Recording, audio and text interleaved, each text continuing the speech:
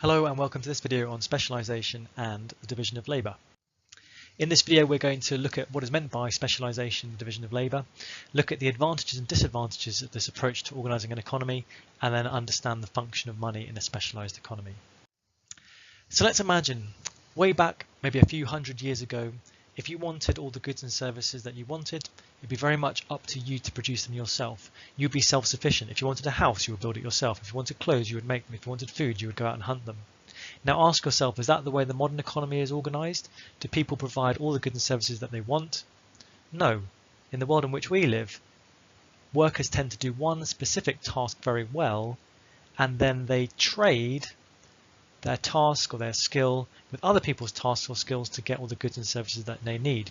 So some people are very good at house building, some people are very good at making food, and they trade with each other to provide all the goods and services that they need. And this is quite a recent development in the history of mankind, if you were, and that's what we're going to look at today. And this phenomenon is known as specialisation. So specialisation is a system where economic agents, households, are not self-sufficient, but they just specialise in one particular item, become very good at it, and then trade that item with other people. This can apply to economies that focus maybe just on shipbuilding, or economies that focus maybe just on financial services, and also to individuals. Within businesses themselves, they may also split up tasks so that each person focuses on a particular role, and that is called the division of labour. So again, these are two important definitions, and let's make sure that we've got both of these down in our notes. Once we have, let's move on. Now, specialisation and the division of labour sounds quite obvious to us these days, but actually as an idea to not be self-sufficient with everything only came about really in the late 1700s, and it was first noted by a Scottish economist called Adam Smith in his book The Wealth of Nations. And he promoted specialisation by individuals and argued there'd be an enormous increase in productivity. And the reason for that is, if you focus on a narrow range of tasks, you become very skillful at doing them. If I try to make my own food, build my own house, make my own clothes, I'll never develop a really good skill in any of those areas. But if I just focus on one particular skill like teaching, I might become quite good, and therefore I can be more productive. As a result of being just focused on one task, I can develop tools that are specialist and help me to save costs and do things more efficiently. I can do things a lot quicker if I'm just doing one particular task over and over again. And also I can go and do the particular task that I'm best suited to in terms of my skill set. A famous example he gave to illustrate this was a pin factory in the late 1700s in Britain. The average man on the street, if you asked him to make a pin from start to finish, could barely make a pin in one day. But if you were to take the task and split each task and give each particular person one task in the process of making a pin, he argued that you could be a lot more efficient. This is a quote of his outlining all the different jobs that are involved in making a pin. So straightening up the wire, cutting it, putting the head on top of the pin. And he said if you make one person responsible for each stage and they become highly specialised, highly skilled at that role, you could see a large increase in productivity. He argued that one factory of 10 men could produce 48,000 pins in a day, compared to just 10 pins that would be made if you had 10 people trying to just do it themselves. A 400,000% increase in productivity. And if you extend this over the economy as a whole, there'd be a large increase in the amount that's produced.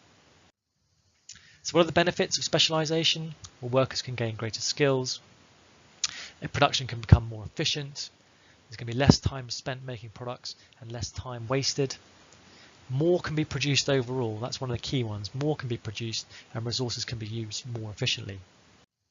Are there any drawbacks to just doing one particular task all the time? Well, it can get a bit tedious and boring for the workers. You might feel a bit alienated if your one job is just to bash a nail on a conveyor belt on a production line. You might feel like your sort of psychological needs are not being met. People might therefore not want to work.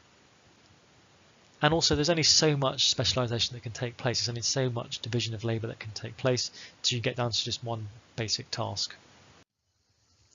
Sometimes economies or individuals become what we call over-specialised, and that is where you're very dependent on a particular skill or particular role for your income. So this might apply to a country that's very dependent on, for example, coal mining, and if the coal mining reserves run out, then they haven't got any skills to earn an income from any alternative sources.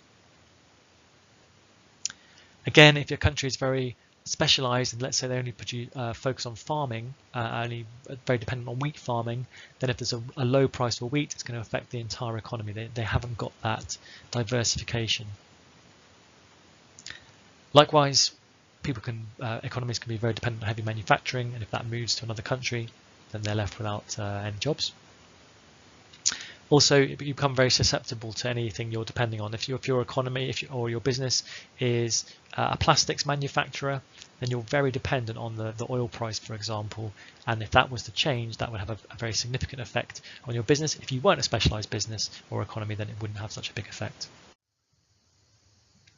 So if we are just producing one particular thing each, one person is being a teacher and one person is being a mechanic and one person is being an engineer, how do we ensure that we can still get all the different things that we want? Still get shelter, still get food, still get clothing, education, all these sorts of things.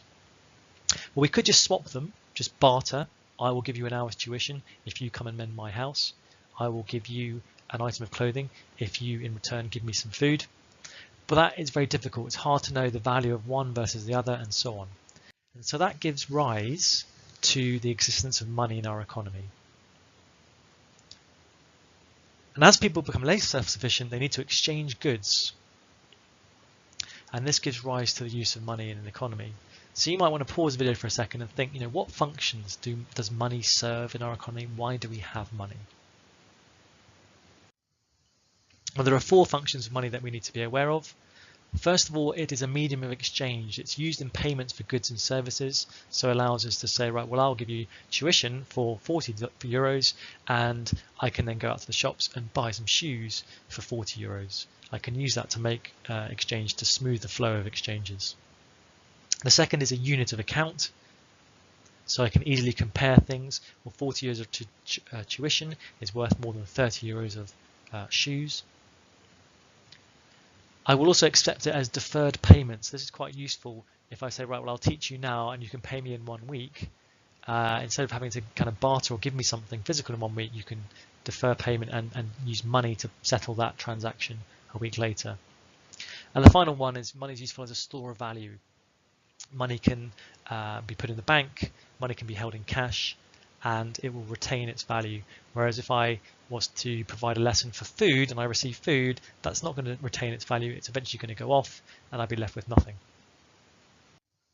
So in this video, we've looked at specialisation and division of labour, the advantages and disadvantages of that approach, and then lastly, the function of money in a specialised economy.